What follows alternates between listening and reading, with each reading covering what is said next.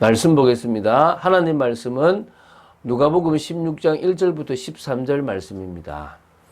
8절부터 10절 말씀을 합독하고 누가복음 16장 1절부터 13절 말씀을 보도록 하겠습니다. 8절부터 10절을 합독하겠습니다. 주인이 이 옳지 않은 청지기가 이를 지혜 있게 하였으므로 칭찬하였으니 이 세대의 아들들이 자기 시대에 있어서는 빛의 아들들보다 더 지혜로움이니라. 내가 너희에게 말하노니 불의의 재물로 친구를 사귀라. 그리하면 그 재물이 없어질 때에 그들이 너희를 영주할 처소로 영접하리라.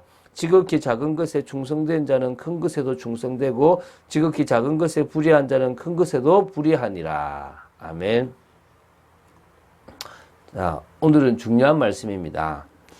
누가복음 16장에는 앞선 15장에 세 가지 비유가 있었지 않습니까? 그 비유에 이어서 불의한 청지기 비유와 부자와 나사로 비유가 나옵니다. 참 중요한 비유가 또 두 가지 나오는데 이 두 비유는 복음서 중에서 유일하게 누가복음에만 실려 있는 비유라고 보시면 됩니다. 그 중에 오늘은 16장 1절부터 13절에 있는 바로 불의한 청지기 비유를 볼 건데요. 올바른 물질관에 관해서 교훈해 주는 이 비유라고 보시면 됩니다. 제자들에게 직접 주셨다라고 이렇게 나오는데요. 바리새인들이 듣고 있는 상황에서 주어진 것이기 때문에 바리새인들의 잘못된 물질관을 간접적으로 꼬집은 것이기도 하고요. 누구나 올바른 물질관을 가지라고 하는 부분도 있습니다. 그래서 예수님께서는 충성의 중요한 원리를 제시해 주고 계신데 그것을 우리가 좀 볼 필요가 있습니다. 그래서 작은 일에 충성된 자가 큰 일에도 충성된 자, 이게 어떤 의미인지를 좀 봤으면 좋겠고요. 그래서 이 지금 작은 일이라는 것이 바로 재물이라는 것을 시사합니다. 그러니까 하나님이 맡기신 재물을 잘 다룰 수 있다면 큰 일인 진짜 하나님의 나라를 맡길 수가 있다라고 보시면 됩니다. 그래서 그런 부분에서 상당히 우리가 재물 관리, 헌금 관리, 물질 관리를 잘해야 될 줄로 믿습니다. 자, 우리 1절부터 8절 말씀을 한번 보도록 하겠습니다. 제자들에게 이제 불의한 청지기 비유를 이제 말씀하시는데요. 어떤 부자에게 청지기가 있었다고 합니다. 자, 예수님 당시에 갈릴리에는요, 갈릴리에 살지 않으면서도 그곳에 땅과 재산을 많이 지닌 타 지역의 부자들이 많았다고 합니다. 지금 여기는 베레아 지역에서 지금 말씀하고 계시지만 그 당시에 갈릴리에 살지 않으면서 갈릴리 땅의 주인이 많다 보니까 그 부자들은 청지기와 계약을 해서 맺고 자신의 재산을 관리하도록 했다고 합니다. 그런데 이제 주인이 다른 지방에 있다 보니까 청지기들이 부정을 저지르는 일이 간혹 있었다고 합니다. 이것을 배경으로 주님이 지금 설명을 하시고 있다고 보시면 됩니다. 그래서 이 불의한 청지기는 아마도 주인이 먼 지방에 있기에 자신의 이 부정한 생활을 알 리가 없다고 생각을 하고 이제 부정한 일을, 불의한 일을 했다고 보시면 됩니다. 사람의 죄는 결코 완전하게 이렇게 감출 수가 없지 않습니까? 그래서 이 불의한 청지기의 생활도 주인의 귀에 어떤 사람을 통해서 당연히 들어가게 되었다는 것입니다. 자, 여기서 부자 주인은 하나님을 의미하고요. 청지기는 하나님으로부터 직분과 재물을 맡은 모든 성도를 가리킨다고 보시면 됩니다. 그러므로 이 비유는 결국 하나님께서 우리의 일거수일투족을 모두 알고 계시고 그러면서도 우리에게 재물과 물질을 어떻게 쓰시는지 보고 더 큰 일들을 맡기신다라고 보시면 됩니다.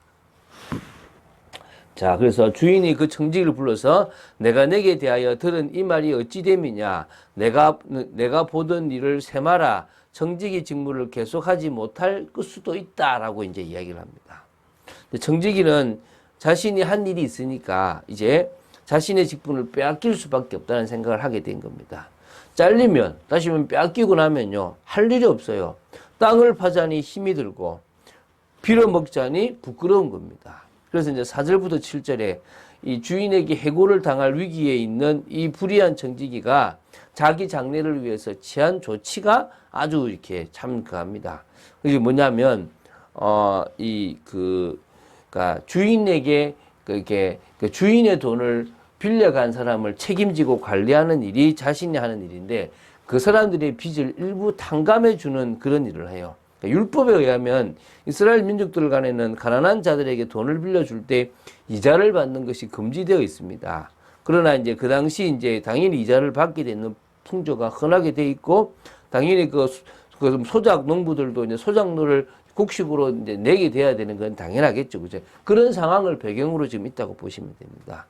자, 그래서 이제 뭐 어떻게 하냐 그러면 이 불의한 청지기가 어떻게 하냐면, 야, 너 얼마냐? 이렇게 얼마가 기록되어 있냐라고 이렇게 물어보니까, 아, 예, 저는 뭐, 여기 보면은, 그러니까 기름 100마리입니다라고 하니까 네 정서를 가지고 와서 앉아서 50이라고 쓰라. 그러니까 50을 감해주는 겁니다. 또 다른 사람한테 니는 얼마 빚지냐니까 예, 밀 100석입니다 하니까 그 정서를 가지고 와라 해서 80이라고 쓰라고 하는 겁니다. 근데요, 그러면 사실은 주인이 더 화가 나야 되잖아요. 그죠? 근데 주인이 의도한 것은 그런 것들을 더 감해주면서 그들을 다 부유하게 하라고 한 건지 그건 모르겠는데, 이 주인이 그 옳지 않은 청지기가 이를 지혜 있게 그러니까 행하였으므로 칭찬을 하게 돼요. 그래서 제가 이게 무슨 말인가, 어떤 의미에서는요, 이게 이제 하나님이 주신 물질과 재능을 내 것이라고 생각하고 나를 위해서 살아가잖아요. 그 제가 지난주에 그런 이야기를 했습니다. 그 성도가 술, 담배 안 하면은 30에서 한 50 정도의 돈을 절약해요. 그리고, 이제 여자분들이 좀 쇼핑 같은 거 안 하면 한 2, 30을 절약할 수 있고요. 거기다가 애완동물을 키우지 않으면 한 30에서 한 50을 또 절약할 수 있습니다. 가만히 생각하니까 저희 집은 한 100에서 한 120을 절약하더라고요. 야, 진짜 많이 절약하는구나, 이 생각이 들더라고요. 제가 이걸 통해서 지금 뭘 봤냐 그러면, 아, 정말 많은 사람들이 어찌 보면은 헛된 것, 자기를 채우려고 쓰고 있구나라는 게 봅니다. 그런데 정말 지혜로운 사람들은 그 재물이 내 것이 아니고 공수래 공수라고 아무것도 없이 받고 아무것도 없이 갖고 하나님 주셨다고 생각하고 그걸 어떻게 합니까? 사람들을 위해서 베풀고 이렇게 나누는 일을 하지 않습니까? 이제 어떤 의미에서는 그게 지혜로운 거라고 이렇게 이야기하고 있다는 겁니다. 그 뒤에 그런 부분이 좀 더 나옵니다. 그래서 이 세대 아들들이 자기 시대에 있어서는 빛의 아들보다 더 지혜롭다라는 말은 오히려 불신자들이 믿음의 사람들보다 더 지혜로운 부분이 있다는 것들을 이야기하는 것이니까요. 그거는 다음에 혹시 이 누가복음을 풀게 되면은 주일에 풀게 되면 좀 깊이 있게 하고, 오늘은 지금 시간이 없기 때문에요. 빨리 넘어가도록 하겠습니다. 자, 9절부터 13절을 보겠습니다. 왜? 이게 더 중요하거든요, 이게. 그래서 이제 9절에 이렇게 얘기합니다. 주님이 말씀하시죠. 불의의 재물로 친구를 사귀라. 그러니까 불의하게 번 재물이 아니라 재물 자체가 세상적이고 사단에게 속기 쉬우니까 또 악을 만들기 쉬우니까 불의한 거라고 볼 수 있습니다. 근데 그 불의한 게 보이는 그 재물을 가지고 자신의 걸 채우려고 하지 말고 뭐라고요? 친구를 사귀고 오히려 사람을 살리고 사람을 돕는 데 써라. 그 재물이 없어질 때에 그들이 너희를 영주할 처소로 영접할 것이다. 그러니까 그들도 책임질 뿐만 아니라 하나님이 아시고 인도할 거라 이 말이겠죠. 자, 그래서 이제 그 다음 10절이 중요합니다. 지극히 작은 것에 충성된 자는 큰 것에도 충성되고 지극히 작은 것에 불의한 자는 큰 것에도 불의하니라. 지금 재물에 대한 얘기를 하다가 갑자기 얘기가 나왔습니다. 재물을 다루는 일이 가장 작은 일이라는 거예요. 여러분, 재물 하나도 못 다루면 다른 거 못 한다는 거예요. 할렐루야.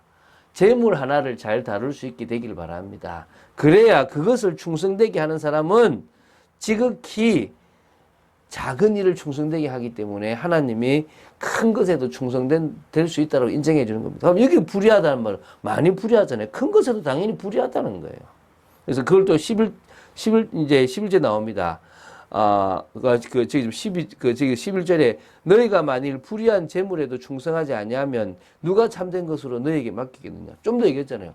이 불의한 재물도 충성하지 못한다면 어떻게 참된 것을 맡기겠냐. 진짜 하나님 나라의 중요한 일들을 주님이 맡기신다, 안 맡기신다? 안 맡기신다는 거예요. 너희가 만일 남의 것에 충성하지 아니하면 누가 너희의 것을 너희에게 주겠느냐, 이렇게 얘기하는 겁니다. 그 다시 말하면요, 진짜 이게 남의 것이라는 거예요. 내게 아니라는 거예요. 하나님이 남을 위해서 우리에게 주셨다는 겁니다. 그러니까 물질을 내 거라고 생각하는 순간에 실패한다는 것입니다. 집 하인이 두 주인을 섬길 수 없다라고 합니다. 그렇잖아요. 두 주는 어떻게 섬깁니까? 하인은 한 주일만 섬기죠. 그것처럼요. 이를 미워하고 저를 사랑하거나 혹 이를 중히 여기고 저를 경히 여기는데요. 너희는 하나님과 재물을 겸하여 섬길 수 없다는 겁니다. 하나님과 재물을 겸하여 섬길 수 없다는 거예요. 하나님을 섬기든 재물을 섬기든 하나만 섬기게 되어 있다는 것입니다. 믿습니까? 오늘 여러분들이 정말 재물이 아니라 하나님을 섬기게 되기 바랍니다.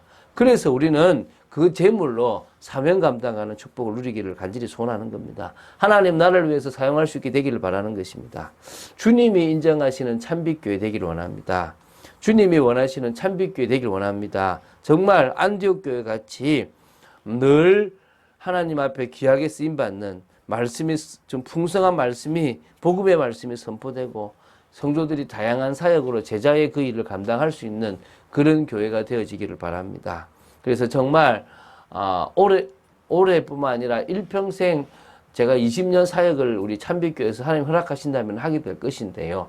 그 사역들을 제가 감당할 때 끝까지 변하지 않고 하고 싶은 제 방향입니다. 그래서 그 방향이 저에게 정말 귀한 응답이고 축복이라는 것을 저는 확신합니다. 여러분도 그 응답과 축복을 누리게 되기를 주 예수 그리스도 이름으로 축원드립니다.